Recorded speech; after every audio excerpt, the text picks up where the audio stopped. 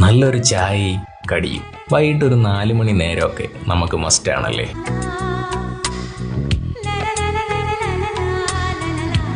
നല്ല കടുപ്പത്തിൽ മധുരം കൂട്ടിയ ഒരു ചായയാണ് എനിക്കിഷ്ടം. കൂടെ ഒരു കടിയും, അതിപ്പോൾ ഏതായാലും പോകും.